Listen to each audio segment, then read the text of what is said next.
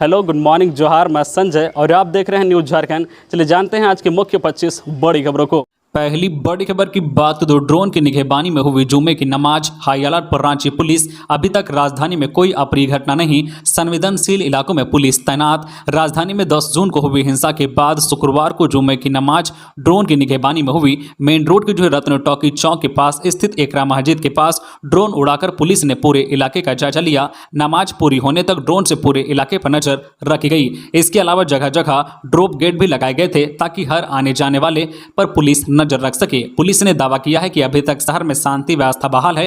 दरअसल स्थानीय प्रशासन को ऐसा इंटेलिजेंस इनपुट मिला था कि पिछले जुम्मे की तरह इस जुम्मे को भी सड़कों पर प्रदर्शन की संभावना है, जिसमें महिलाएं भी शामिल हो सकती है। इस इनपुट के आधार पर राजधानी में सुरक्षा व्यवस्था कड़ी की गई थी। बड़ी संख्या में जिला पुलिस, रैप और रैप की कंपनियां भी तैनात की गई थी। पिछले जुम्मे को हुई हिंसा से सबक लेते हुए सभी जवान दंगा रोधी उपकरणों से उन्हें पूरी तरह से लैस रखा गया था। इसके अलावा वाटर कैनन, वज्रवाहन और फायर ब्रिगेड की गाड़ियां भी शहर में जगह जगह पर तैनात किए गए। सभी संवेदनशील इलाकों में गतिविधियों की मॉनिटरिंग कंट्रोल रूम से की जा रही थी। इसके अलावा संवेदनशील इलाकों में सीसीटीवी कैमरे लगाए गए। सोशल मीडिया पर भी कड़ी नजर रखी गई। साथ ही लोगों से अपील की गई है कि किसी भी अवांछित मैसेज को शेयर न करें। अगली बड़ी खबर की बात तो हेमंत सोरेन का बड़ा ऐलान, पुरानी पेंशन स्कीम झारखंड में लागू।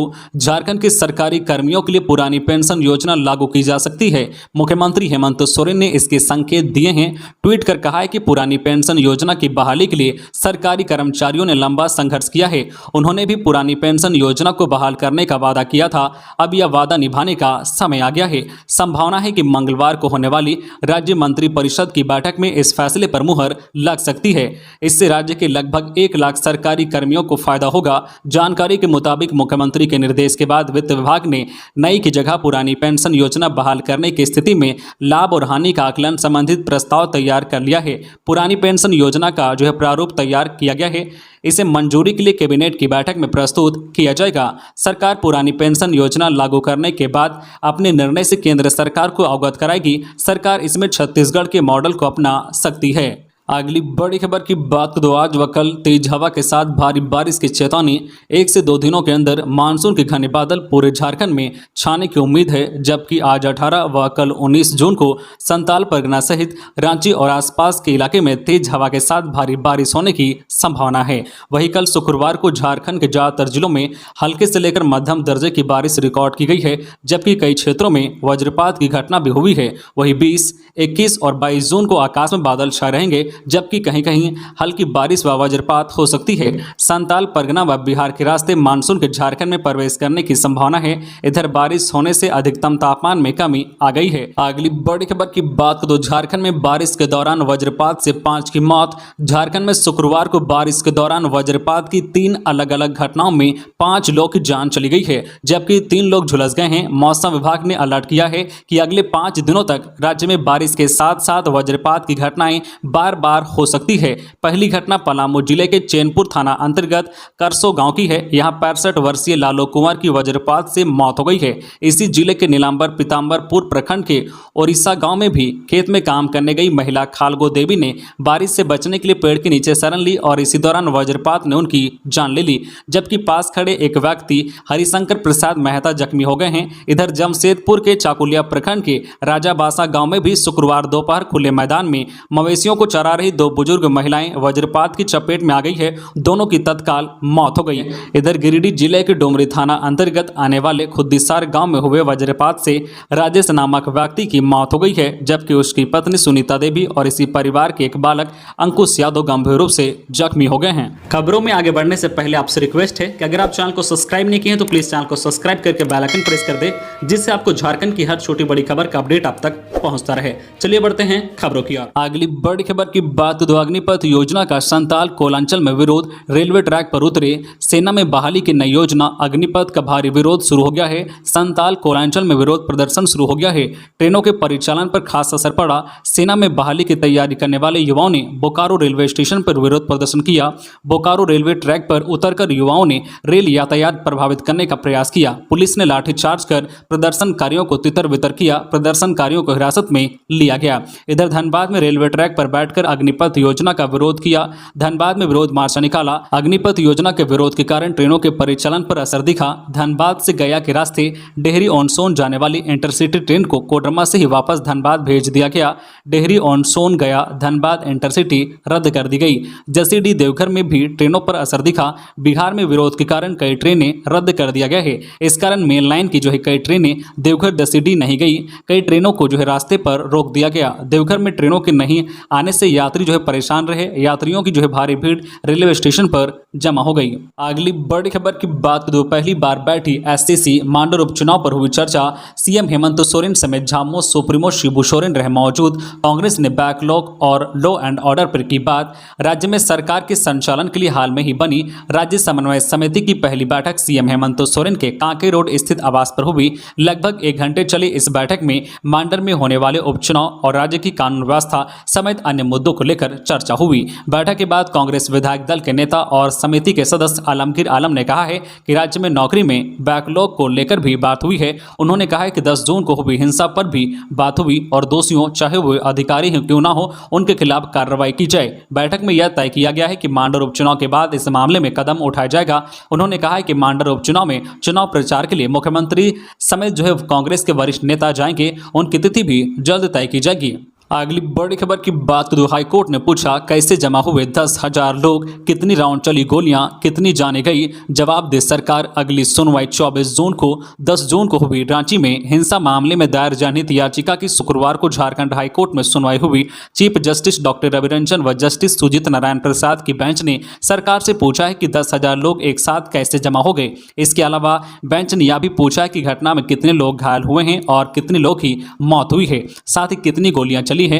दरअसल इस मामले में जनहित याचिका पंकज यादव के द्वारा दायर की गई है। प्रार्थी के अधिवक्ता राजीव कुमार ने अदालत से जल्द सुनवाई का आग्रह किया था। मामले की अगली सुनवाई अब 24 जून को होगी। अगली बड़ी खबर की बात करें। अग्निपथ योजना को लेकर सीएम हेमंत सोरेन का कटाक्ष। केंद्र की अग्निपथ योजना को लेकर मुख्यमंत्री हेमंत सोरेन ने केंद्र सरकार पर कटाक्ष किया है। उन्होंने इस योजना पर तंज कसते हुए कहा है कि बहाली अनुबंध पर और नाम अग्निवीर। कहा है कि इस स्लोगन वीर सरकार से और उम्मीद भी क्या की जा सकती है। उन्होंने कर्णधारों को जागने की अपील की है। दूसरी ओर झामो ने इस योजना को लेकर केंद्र सरकार से 3 सवाल पूछे हैं। पार्टी के वरिष्ठ नेता सुप्रीमो भट्टाचार्य ने कहा है कि अब सेना में अस्थायी नौकरी दी जा रही है, यह कहीं से भी सही नहीं है। अगली बड़ी खबर की बात करें। अग्निपथ योजना के विरोध में जमशेदपुर में रेलवे ट्रैक पर उतरे युवा, कई ट्रेन हुई बाधित। सेना में भर्ती के लिए केंद्र सरकार की नई योजना अग्निपथ के विरोध में शुक्रवार सुबह टाटानगर रेलवे स्टेशन से कुछ ही दूरी पर जुगसुलाई रेलवे फाटक पर रेलवे ट्रैक को जाम कर दिया। टाटा दानापुर एक्सप्रेस को रोक दिया। ट्रैक जाम कर दिए जाने के कारण कई ट्रेनें अलग अलग स्टेशनों में रुकी रही। अगली बड़ी खबर की बात करें। ट्रेलर की चपेट में आने से रामगढ़ की गायत्री मंदिर संचालिका की मौत, नौकरी व मुआवजे की मांग। रामगढ़ के कुज्जू नया मोड़ स्थित गायत्री मंदिर शाह आवास के समक्ष शुक्रवार की सुबह झाड़ू लगाने के दौरान अनियंत्रित ट्रेलर की चपेट में आने से मंदिर की संचालिका की मौके पर ही दर्दनाक मौत हो गई। घटना के बाद चालक फरार हो गया। सूचना पाकर पहुंची कुज्जू ओपी पुलिस ने शव को कब्जे में लेकर पोस्टमार्टम के लिए रामगढ़ अस्पताल भेज दिया। वही घटना से आक्रोशित 100 जनप्रतिनिधियों व ग्रामीणों ने प्रशासन से मुआवजा व नौकरी की मांग की है। अगली बड़ी खबर की बात करें। नेतरहाट फील्ड फायरिंग रेंज की अवधि विस्तार का विरोध जारी। लातेहार में 23 जून को प्रदर्शन। लातेहार जिला अंतर्गत महुआटांड प्रखंड के शहीद चौक में शुक्रवार को नेतरहाट फील्ड फायरिंग रेंज के 20 साल और अवधि विस्तार की सूचना को रद्द करने के लिए आम सभा का आयोजन किया गया। केंद्रीय जनसंघर्ष समिति के सचिव जेरोम जोराल्ड हुजूर एवं अनिल मनोहर की अध्यक्षता में आम सभा का आयोजन हुआ। इस मौके पर सभा को संबोधित करते हुए विभिन्न वक्ताओं ने कहा है कि जल, जंगल और जमीन हमारी है, जिस पर किसी बाहरी लोग की नीति लागू नहीं होगी। कहा है कि नेतरहाट फील्ड फायरिंग रेंज अवधि विस्तार रद्द करे, नहीं तो उग्र आंदोलन होगा। अगली बड़ी खबर की बात वित्त रहित स्कूल कॉलेजों के लिए खुशखबरी। हेमंत सरकार देगी 90 करोड़। 1 जुलाई से खुलेगा अनुदान पोर्टल। झारखंड सरकार ने राज्य के वित्त रहित माध्यमिक स्कूलों, इंटर कॉलेजों, संस्कृत विद्यालय तथा मदरसों को चालू वित्त वर्ष 2022-23 में अनुदान देने के लिए प्रक्रिया शुरू कर दी है। माध्यमिक शिक्षा निदेशालय ने इसे लेकर आदेश जारी कर दिया है। इसके तहत इन शैक्षणिक संस्थानों द्वारा ऑनलाइन आवेदन के लिए स्कूली शिक्षा एवं साक्षरता विभाग का पोर्टल 1 जुलाई से खुलेगा। आवश्यक अहर्ता रखने वाले वित्त रहित स्कूल, कॉलेज एवं मदरसा 1 जुलाई से 31 जुलाई तक ऑनलाइन आवेदन कर सकेंगे। बड़ी खबर की बात नूपुर शर्मा प्रकरण। पिछले जुम्मे को हुए उपद्रव की वजह से धनबाद में थम गए वाहनों के पहिए, यात्री नहीं पहुंच सके रांची। नूपुर शर्मा प्रकरण में बीते 10 जून को जुम्मे की नमाज के बाद रांची में हुए उपद्रव का असर इस बार भी जुम्मे पर नजर आया। सुरक्षा के लिहाज से शुक्रवार को जहां एक और धनबाद में भारी संख्या में पुलिस बल तैनात रहे, वहीं दूसरी ओर धनबाद से रांची जाने वाली बसों के पहिए शुक्रवार को थमे रहे। सुबह 7 बजे तक जो बसें रांची के लिए रवाना हुई, पेटरवार पहुंचते ही उन्हें भी आगे बढ़ने से रोक दिया गया। जिला प्रशासन को मुख्यालय से मिली सूचना के बाद बस स्टैंड से रांची जाने वाली सभी बसों के परिचालन पर रोक लगा दी गई। इस वजह से जरूरी काम से राजधानी जा रहे यात्रियों को काफ़ी परेशानी झेलनी पड़ी। बस स्टैंड में घंटों इंतजार के बाद कोई उपाय नहीं होने पर यात्रियों को बेरंग वापस लौटना पड़ा। अगली बड़ी खबर की बात तो 26 जून को आकांक्षा कोचिंग सेंटर में प्रवेश के लिए होगी परीक्षा। शिक्षा विभाग परीक्षार्थियों को करवा रहा निःशुल्क तैयारी। आकांक्षा कोचिंग सेंटर में इस सत्र से मेडिकल और इंजीनियरिंग के अलावा क्लेट की भी तैयारी कराई जाएगी। इसके लिए झारखंड एकेडमिक काउंसिल प्रवेश परीक्षा का आयोजन करेगी। 26 जून को आकांक्षा कोचिंग सेंटर में प्रवेश के लिए राजधानी रांची के विभिन्न परीक्षा केंद्रों में परीक्षाएं आयोजित होगी। इस परीक्षा में राज्य भर के परीक्षार्थी शामिल होंगे। राज्य भर से लगभग 36,000 आवेदन प्राप्त हुए हैं। रांची जिले से 6,000 से अधिक आवेदन मिले हैं। परीक्षा में परीक्षार्थी बेहतर प्रदर्शन करें, इसके लिए शिक्षा विभाग की ओर से परीक्षार्थियों के लिए निःशुल्क कोचिंग की व्यवस्था स्कूलों में ही की गई है। अगली बड़ी खबर की बात तो झारखंड के बोकारो, पलामू, धनबाद के बाद हजारीबाग में अग्निपथ का विरोध। छात्रों को सता रही भविष्य की चिंता। केंद्र सरकार की अग्निपथ का हजारीबाग में भी विरोध किया गया। विद्यार्थियों का आंदोलन दूसरे दिन जारी रहा। झारखंड की शिक्षा का हब हजारीबाग के विद्यार्थियों ने सड़क पर उतरकर दूसरे दिन भी आंदोलन किया। NH 100 और NH 33 पर टायर जलाकर छात्रों ने विरोध प्रदर्शन किया। आपको बता दें कि शुक्रवार को बोकारो, पलामू, पूर्वी सिंहभूम, धनबाद के बाद हजारीबाग में भी छात्रों ने विरोध दर्ज कराया। विद्यार्थियों ने कहा है कि केंद्र सरकार बड़े उद्योगपतियों को फायदा पहुंचाने के लिए यह योजना लाई है, इससे उनका भविष्य अंधकारमय हो जाएगा। केंद्र सरकार की अग्निपथ योजना का विरोध झारखंड में बढ़ता जा रहा है। बोकारो, पलामू, पूर्वी सिंहभूम, धनबाद के बाद हजारीबाग में भी अग्निपथ के खिलाफ विरोध दर्ज करा गया। विद्यार्थियों ने कहा है कि केंद्र सरकार बड़े उद्योगपतियों को फायदा पहुंचाने के लिए यह योजना लाई है। 4 साल के बाद 75% युवाओं को प्रशिक्षण देने के बाद निकाल दिया जाएगा। ऐसे युवक प्राइवेट कंपनी में 10 से 15 हजार का नौकरी करने पर मजबूर होंगे।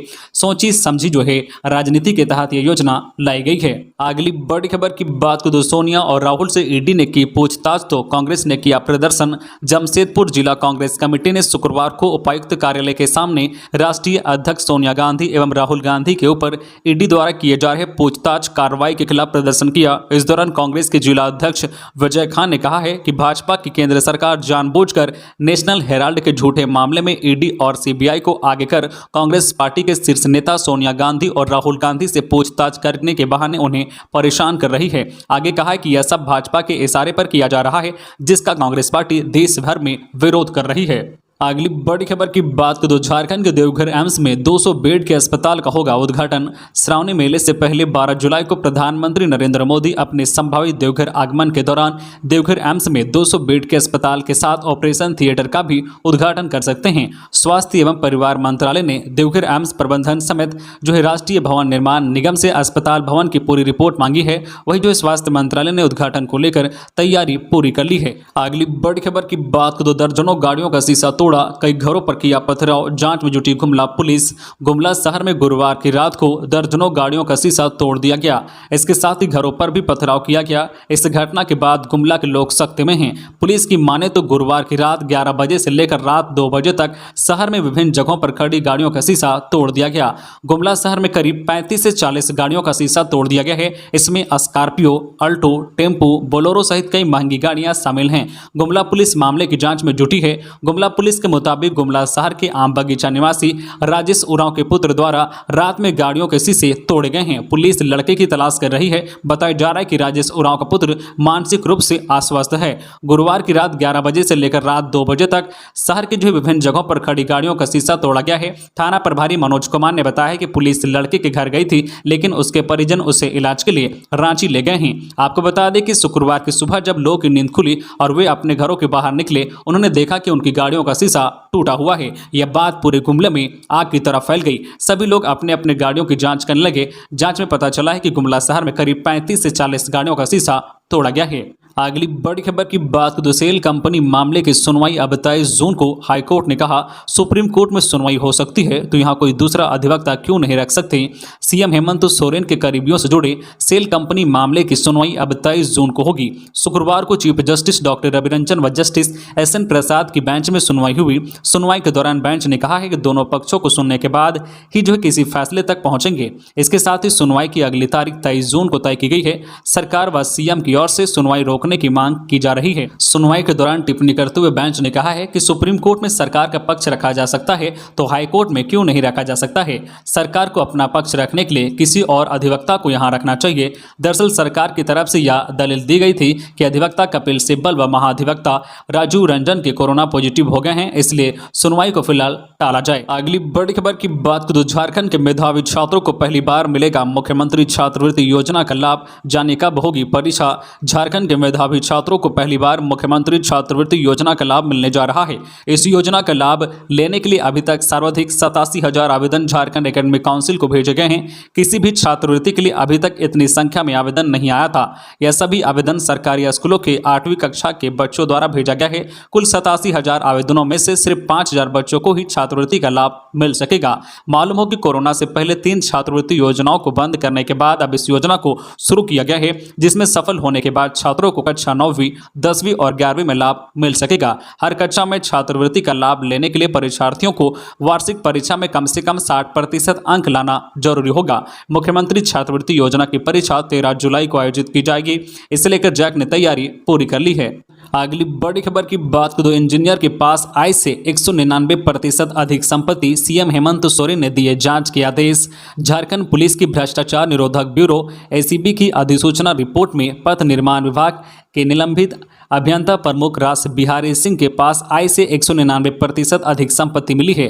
अब उनके खिलाफ एसीबी में प्रारंभिक जांच पी दर्ज होगी। इसके लिए मुख्यमंत्री हेमंत सोरेन ने स्वीकृति दे दी है। अब मंत्रिमंडल सचिवालय एवं निगरानी विभाग से एसीबी को पी दर्ज करने संबंधित आदेश भेजा जाएगा, जिसके बाद अभियंता प्रमुख रास बिहारी सिंह के खिलाफ विधिवत जांच होगी। पथ निर्माण विभाग के तत्कालीन अभियंता प्रमुख को राज्य सरकार ने जनवरी 2020 में निलंबित कर दिया था। उन पर सरकारी राशि के दुरुपयोग का आरोप लगा था और उनके खिलाफ विभागीय कार्रवाई भी हुई थी। अगली बड़ी खबर की बात तो श्रावणी मेले के दौरान नहीं कटेगी बिजली। ऊर्जा विभाग के प्रधान सचिव ने की बैठक, दिए गए निर्देश। राजकीय श्रावणी मेला 2022 के दौरान देवघर और बासुकीनाथ मेला क्षेत्र में विद्युत व्यवस्था को सुदृढ़ कर ले और निर्बाध बिजली मिले, उस अनुरूप पुख्ता तैयारी करे। इसमें किसी भी प्रकार की कोताही बर्दाश्त नहीं होगी। यह निर्देश झारखंड के ऊर्जा विभाग के प्रधान सचिव अविनाश कुमार ने बिजली विभाग के अधिकारियों को दिए। अगली बड़ी खबर की बात तो जज उत्तम आनंद हत्याकांड में सीबीआई से मांगी प्रगति रिपोर्ट। झारखंड हाईकोर्ट के chief justice doctor Ravi Ranjan व जस्टिस एसएन प्रसाद की खंडपीठ में धनबाद के जज उत्तम आनंद हत्याकांड के मामले में सुनवाई हुई। सुनवाई के बाद अदालत ने इस मामले में सीबीआई को 22 जुलाई तक प्रगति रिपोर्ट पेश करने का निर्देश दिया है।